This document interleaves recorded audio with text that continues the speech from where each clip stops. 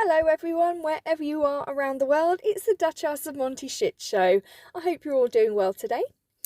Now I have to be honest, it feels very much like the morning after the night before, and I genuinely don't know if that's the chemo medication I'm currently on, or whether I have post-trial depression. Last night, you'll all see that the Depp versus Heard trial came to its dramatic conclusion after a very intense 6 weeks, but what a result. I'd love to tell you that I celebrated with a mega pint of wine and some muffins, but no, a Magnum ice cream, a pack of sweet popcorn, and a can of Lilt was all I could manage. I'm literally exhausted today, but I'm ecstatic that justice prevailed. So anyway, today is Thursday the 2nd of June, and this morning began 4 days of celebrations to celebrate Her Majesty Queen Elizabeth and acknowledge her incredible 70 years reign, commitment and service to Great Britain and throughout the Commonwealth. It all kicked off with the famous and fabulous Trooping the Colour Parade, which saw literally thousands of soldiers, guards, military band and military personnel marching and parading through the Mall and around Buckingham Palace. It was wonderful to see the carriage procession with Camilla, Duchess of Cornwall, Catherine, Duchess of Cambridge, and the 3 gorgeous Cambridge children in the first carriage smiling and waving, and the Wessexes in the following carriage. Towards the end of the parade, the Queen appeared for a few minutes upon the balcony of Buckingham Palace, supported by the Duke of Kent. She looked absolutely radiant in pale lavender with white lace detail and matching hat.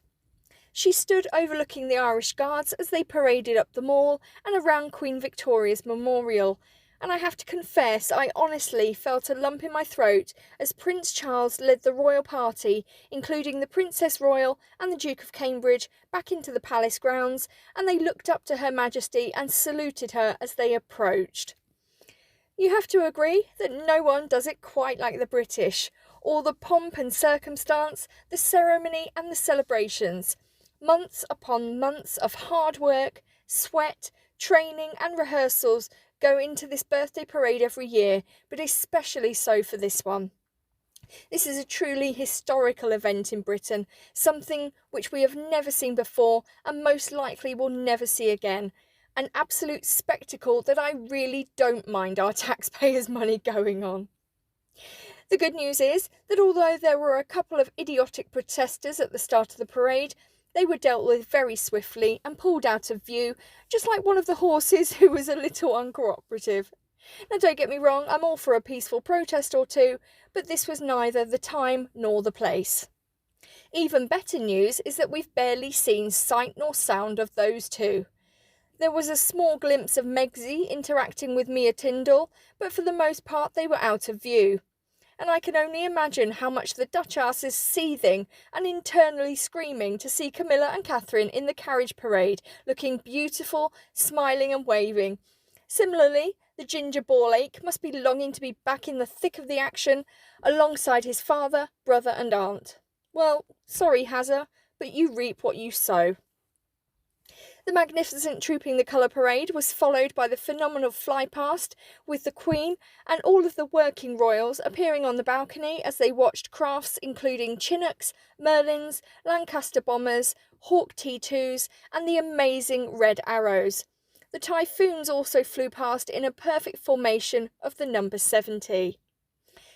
Prince Charles looked quite emotional as the Red Arrows flew over the palace, and Prince Louis, our wonderful boss baby in his very cute sailor suit, which, I might add, looked very similar to one his father was photographed in 25 years ago.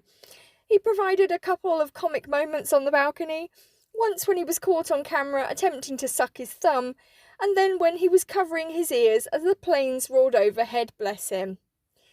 You can go back and watch all of the action on the Royal Family channel here on YouTube, or also on the Body Language Guys channel. Now I have to confess, you probably won't get much more Jubilee action from me, I'm afraid. I have a very busy weekend coming up myself. Many of you may not know, but aside from doing this, I'm a singer. Not professionally, sadly, but I have been singing for the past 35 years in various church, school and community choirs, as well as theatrical companies and vocal groups. I'm due to perform in 2 shows this Saturday in West Sussex with some extremely talented friends of mine. It's incredibly bad luck that these shows happen to fall on the same day as Jubilee weekend, but please know that I'll be with you all in spirit however you choose to celebrate this incredible time in our lives. I will endeavour to post 2 videos on Sunday, one to provide details of my awesome giveaway for reaching 10,000 subscribers, and the other to tell you about a really cute royal tradition that I guarantee most of you will have never heard of before. So until then, have the best ever Platinum Jubilee celebrations, have fun, and stay safe whatever you get up to. Take care and I'll see you soon. Bye for now.